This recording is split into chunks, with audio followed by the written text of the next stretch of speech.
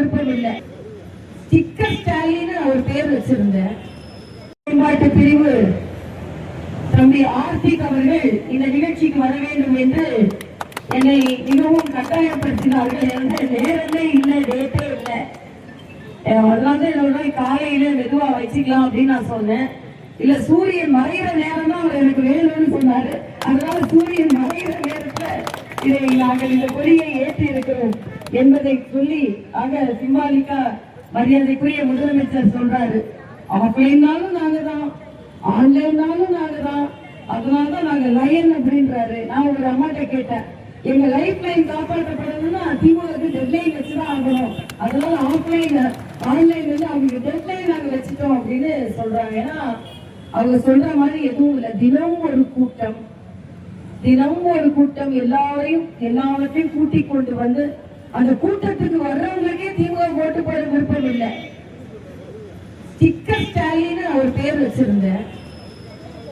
வந்து மரியாதைக்குரிய பாரத பிரதமர் அவர்களின் திட்டங்களுக்கு ஸ்டிக்கர் போட்டி கொண்டிருந்தார்.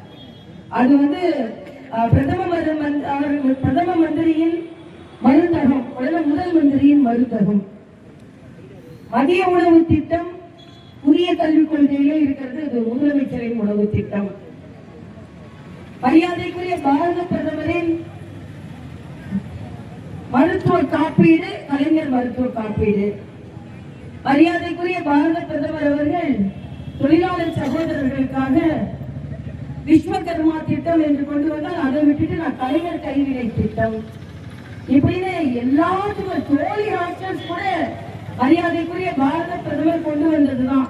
பாரத தேசம் முழுவதும் அத்தனை மாவட்டங்களிலும் தோழி விடுதிகள் இருக்க வேண்டும் என்பதற்காக 60% மத்திய அரசின் உதவியினால் தான் இந்த தோழி விடுதிகள் கட்டப்படுகிறது. எல்லாத்தையும் ஸ்டிக்கர். அதுக்கப்புறம் அண்ணன் எடப்பாடியார் அவர் இந்த 1000 சகோதரிகளுக்கு கொடுக்கறத நான் 2000 ஆக்குறேன் அப்படின்னு சொன்னார். உடனே இவரு அந்த 2000 நான் ஆக்குறேன் அப்படின்னு ஒரு ஸ்டிக்கர். சரி, பெரிய பெரிய தலைவர்களுக்கு தான் ஸ்டிக்கர் ஓட்டுறாருன்னு பார்த்தா, நேற்றைய நிகழ்ச்சியெல்லாம் பார்த்தா விஜய பார்த்து ஸ்டிக்கர் ஓட்டுறாரு முதலமைச்சர் போது எனக்கு கேவலமாக இருக்கிறது. ஏன்னா புதுசா ஒருத்தர் அரசியலுக்கு வராரு, அவர் போடுற மாதிரியே ரேங்க் போட்டுக்கிறாரு, அவர் போடுற மாதிரியே சுத்துறாரு, அவர் போடுற மாதிரியே ஷாலை தூக்கி போடுங்கன்றாரு, அந்த தலையில போய் முக்காடா விழுவுது. அதனால அது மாதிரியே செய்யுங்கன்னு சொல்லிட்டு புதுசா இன்னும் வெளியே வராத ஒருத்தர் பார்த்து காப்பி அடிக்கிற அளவிற்கு மிக மோசமான நிலையில் ஸ்டாலின் சென்று கொண்டிருக்கிறார். அந்த அளவிற்கு அவங்க வெற்றி பெற வேண்டுமே என்ற கவலை. அதனாலதான் பொருந்தாத கூட்டணிகளை அவர்கள் கொண்டு வந்து இன்றைய காலகட்டத்தில் எல்லோரும் ஓபிஎஸ் தாய்மார்களுக்கு எல்லாம் தெரியும். ஒருத்தர் சொல்றாரு, அண்ணன் வைகோ சொல்றாரு, ஓபிஎஸ் அங்க வந்துட்டதுனால அம்மாவின் ஆசீர்வாதம் வந்துடும். மரியாதைக்குரிய ஜெயலலிதா அவர்கள் இன்றைய தினம் மரியாதைக்குரிய பாரத பிரதமர் அவர்கள் மரியாதைக்குரிய அம்மா ஜெயலலிதா அவர்களின் பிறந்த நாள் 24ஆம் தேதி வருகிறது.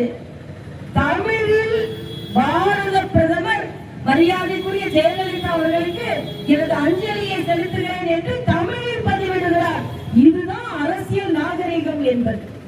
ஆனா இன்றைய காலகட்டத்தில் யாரெல்லாம் ஜெயலலிதா அவர்கள் தோற்கடிக்க வேண்டும் என்று நினைத்தார்களோ அவர்களோடு சென்று கூட்டணி வைத்துக் கொண்டு, மரியாதைக்குரிய விஜயகாந்த் அவர்கள் தன் வாழ்நாளில் யாரையெல்லாம் தோற்கடிக்க வேண்டும் என்று நினைத்தார்களோ அவர்களோடு வந்து கூட்டணி வைத்துக் கொண்டு ஒரு பொழுதான கூட்டணியை திராவிட முன்னேற்ற கழகம் ஏற்பாடு செய்திருக்கிறது. அதனால் நிச்சயமாக வீட்டுக்கு அனுப்பப்பட வேண்டிய கூட்டணி திமுக கூட்டணி என்பதை சொல்லி, இங்கே இந்த சகோதரர்கள் இளைஞர்கள் எங்கே வந்தாலும் அந்த நிகழ்ச்சி சிறப்பாக அமையும். அதனால் இங்கே இளைஞர்கள் எல்லாம் சேர்ந்து இந்த நிகழ்ச்சியை ஏற்பாடு செய்திருக்கிறீர்கள்.